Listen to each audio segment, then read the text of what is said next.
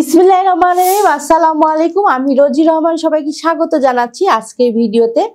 আজ আমরা আলোচনা করব স্লোভেনিয়া ওয়ার্ক পারমিট ভিসা নিয়ে।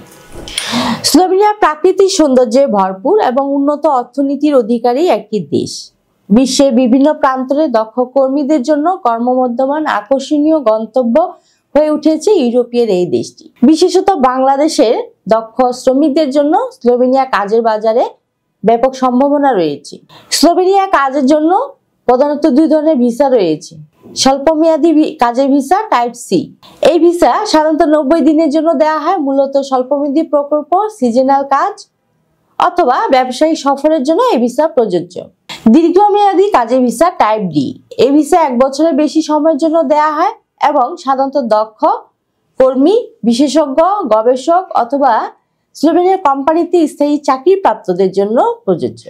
স্লোভেনিয়া ওয়ার্ক পারমিট ভিসার জন্য আবেদন করার যোগ্যতা: আপনার বয়স হবে 18 থেকে 45। এছাড়া আপনার একটি বৈধ পাসপোর্ট থাকতে হবে যার মেয়াদ অন্তত 1 বছর। আপনার স্লোভেনিয়ার একজন নিয়োগকর্তার কাছ থেকে একটি কাজের অফার বা ওয়ার্ক পারমিট থাকতে হবে।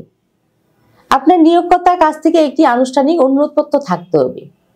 স্লোভেনিয়া কাজের ভিসা প্রয়োজনীয় কাগজপত্র: পাসপোর্টের কপি, সম্প্রতি তোলা ছবি, 35 mm by 45 mm white background, চাকরির প্রস্তাবপত্র, শিক্ষাগত যোগ্যতার সনদ, স্বাস্থ্য পরীক্ষার প্রতিবেদন, পুলিশ ক্লিয়ারেন্স সার্টিফিকেট, বাসস্থানের ব্যবস্থার প্রমাণ, আর্থিক সচ্ছলতার প্রমাণ। স্লোভেনিয়ায় বর্তমানে বিভিন্ন কলকারখানা এবং কনস্ট্রাকশন সেক্টরে কাজের চাহিদা রয়েছে।